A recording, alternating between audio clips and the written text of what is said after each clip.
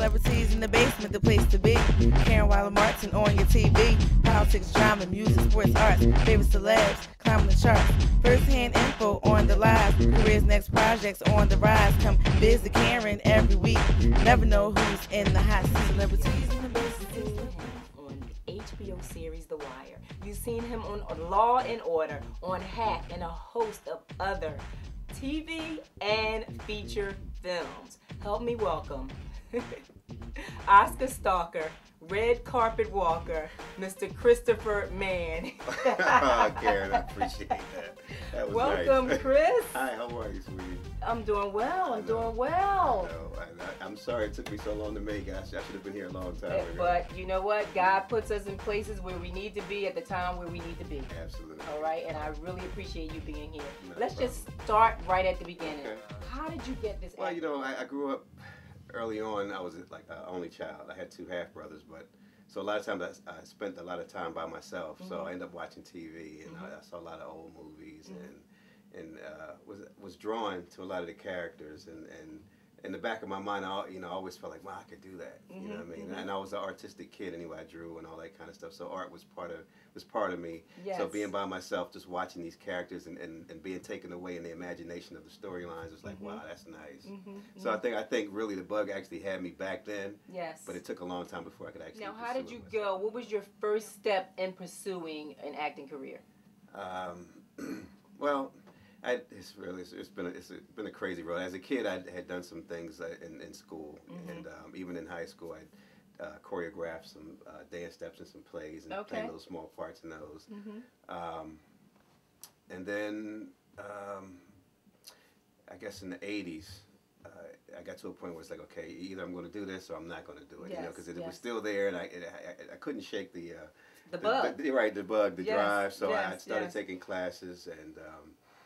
Studied with different casting directors. Then I studied with some theater groups here and there, and I started doing seminars. And I started going back and forth to California. You know, the whole nine. So you know, after a while, it's like before you know it, 20 years is going by, and you're working. And you're in deep. Yes. Yeah, exactly. Yes. I'm too far across the river to turn around and go back. When you saw yourself on the screen, television or the big screen, for the first time, what was your reaction? It was weird. It was weird. I kind of wanted to watch it by myself first. Right. Yes. You know what I mean? Yes. I don't want to watch it with a bunch of people around. Yes. You know. But I guess the first major. I had done some commercials and some industrial things early on. But I did Homicide: Life on the Streets back in '97. That was my first big major TV part. Okay. Yes. And we had a little party and whatnot, and friends and family were over to watch it. And it was really strange sitting there looking at that for the first time with everybody. It's like, oh, God. Now, did you sit there or did you kind of leave the room every now and then? Yeah, how did you know? I've been there. You're a fly on the wall, huh? Yes. Yeah. Because it's like you don't want to see their reaction as you're sitting there. Yes. Yeah. You get up, let me go get something to drink. Exactly, yes. This is my part, oh, God. Oh, God. Yes. You know what I mean? You come back. But you don't want to miss it either because it's the first time it's on. But at the same time, you had to just excuse yourself for a second, you know. Yes, yeah, that's funny. Now, you had a career on The Wire. I would call it a career. I mean, you had, 12 episodes? You were... Yeah, that was a nice piece. That was a wonderful piece in City Hall. Right. As the councilman, Tony Gray. Yeah, that's right. That was a blessing. That really was. I had, it was really where they had the audition, and originally they told us we were auditioning for the mayor, which actually was Glenn Turman's role. We didn't know at the time. Okay, yes. But I guess it was a way to just get everybody in to just read them and then figure out where we fit in. Yes. And I had maybe 3 or 4 callbacks for that.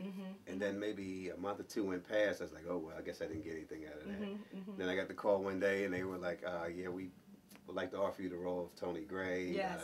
It's possible reoccurrence. So at that time it wasn't even definite. Wasn't. Okay, yes. So hopefully I would like to think that, the performance I did led them into saying, okay, we could write him in some more. I don't know. I don't know how. Yes. I don't know what it was, but I'm just glad that it happened. Absolutely. So at what point did you realize, oh, I'm going to be in this series for more than 2 episodes, more than 3 episodes? They're calling me back on a regular. Well, once I started to see the storyline leading toward this election, yes, it was like, okay, well, I'm in this already because they got me talking about this, running for mayor and the whole nine. Exactly. And yes. So I said, okay, I think I'm gonna be here for that. a minute, Yes. Which was great. So yeah, I kind of It led was into it. such a sad day when HBO got canceled. I mean, nothing lasts forever, I understand. Right. However, you know, I think that was premature. Absolutely premature. Absolutely. One of, if not the best series on HBO that HBO has had, and I know they regret that. You know, it's funny. I go at different venues and I meet people, and I hear a lot of people saying this is going to be one of the biggest shows to go down that didn't get the recognition that it should have gotten. Absolutely, yes. You know, I hear it everywhere I go, and I'm like, well, I'm just glad to be a part of it. Yes, you know? yes. Hopefully, you know, I mean, I'm still riding a little bit of that wave. I hope, Oh, you know I'm what sure. I mean? You know, but well, that's not the only wave you're riding, though. I mean, you've been in the company of some, you know, major celebrities. The Shooter with Mark Wahlberg and Danny Glover, and Duplicity with Clive Owens. Yes. Yeah, George Clooney with Michael Clayton. Michael. That was wonderful. What were those experiences like? They're great. I mean, it's fun. You know, you do certain things in life, and sometimes you just, once you get there, you feel so at home when you're in that moment. And I have found it to be my experience with this. You know, as a matter of fact, even on The Wire, when I got on there and I started to work, and I'm you know, you're doing what you have to do, and I mean, even when they bring you to sides or lines that haven't been that weren't in the script, you know, you got to learn them right away. Blah blah blah. It didn't feel like it was such a big thing. It was like I'm at home with this. Let's just do it. You know what I mean? So I feel comfortable with it, and my experiences so far have been pretty good. I mean, you know, everybody has a different personality. I mean, I tell a lot of people one of the best people that I've worked with so far is George Clooney. Okay. George Clooney's an awesome dude. Chris you Maloney. look very well together on screen, I must say. Cool. Okay, I hope he's going to watch this. But, Christopher Maloney, he's a hilarious cat. Okay, He's funny. I actually have a couple pieces coming out this year. I have a scene that I did with Steve Martin last year. In a movie called The Big Year. And it's another young, up-and-coming actor, Toby Regbo, that I work with. This movie called Someday This Pain Will Be Useful to You. Okay. He's in the new Harry Potter movies, the one that's out now, and the next one that's coming up. So, awesome. You know. Now, Chris, you actually brought your acting reel, so we're going to take a moment and just look at some of those films that we've been discussing to see, you know, what you've been up to. Nice colors. You got a platform? Schools. Thought I'd be the education mayor. Well, good luck, Tony. I mean it. Thanks, man. When do you announce? Next month, I think. You know, get out there early, start raising money. In fact, I thought I'd make the rounds with some people before then, you know? Fill them out. Well, Watkins? Hey, he seems to like me. Well, you really think Odell Watkins is going to split from the mayor's camp? What you could do is, you know, feel him out on an issue or two. Going that way, it's more subtle, you know? You got to charm the guy first, talk to him about the issues, and then down the road, see if he's willing to throw sunshine on your ass. I like that. We should do that. We? I was thinking, maybe you would ticket your white ass up with me. Make a run for council president. I mean, me at the top of the ticket, an emerging black leader, handsome, well-spoken. You, the great white hope, the new voice of civic reform. We give Royce a run, man. And what makes you think I'm interested in council president? What the hell else you got going? Think about it. How's it going, fellas? Yeah, good, thanks. Very good. Glad to hear it. I'm hoping you can help me out. I need to take a look at your room keys.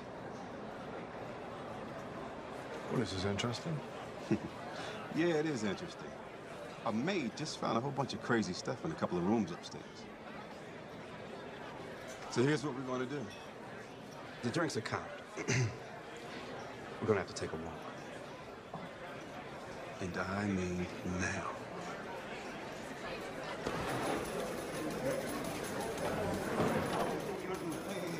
Get it!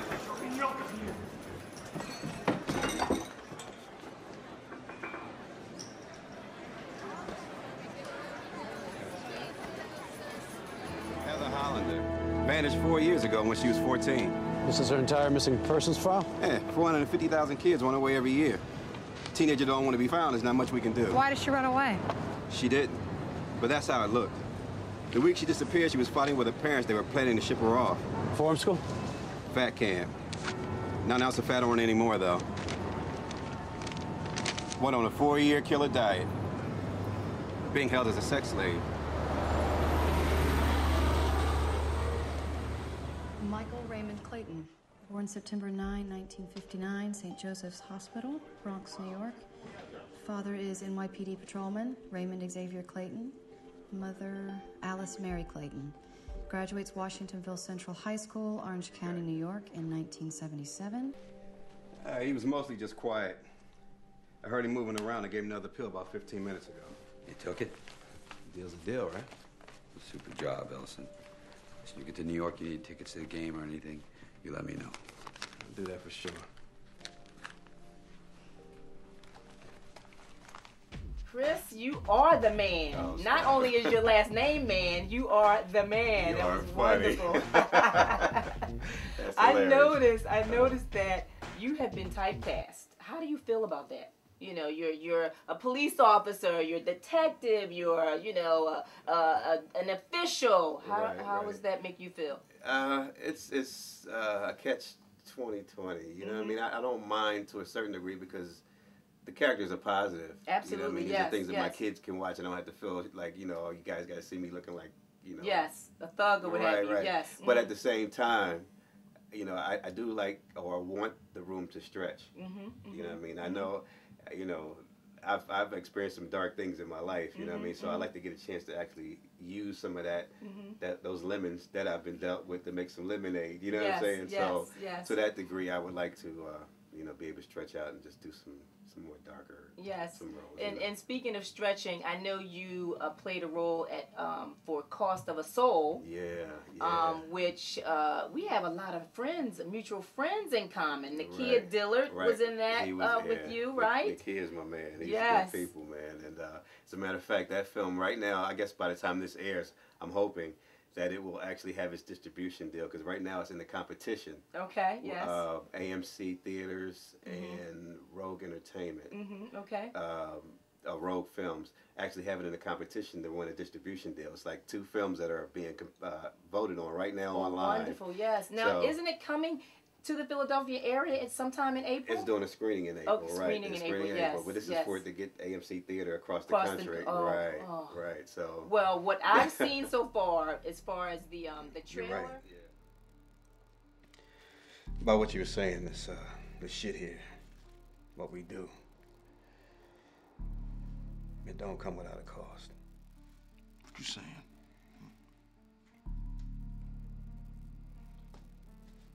I'm saying, I mean, you got a family. I mean, you got something.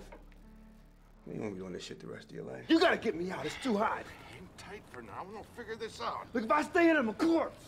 You can't handle it? I'm saying it's fucked.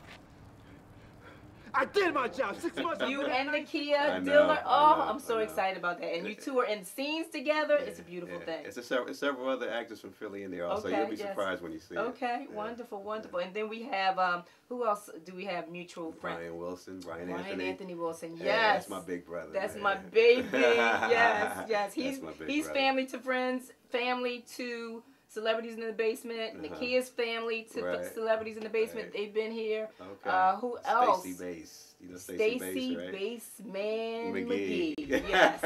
Him and my husband John, yes, Yeah, exactly. are really good friends. You know, they both play bass, so you know they're always hanging out together.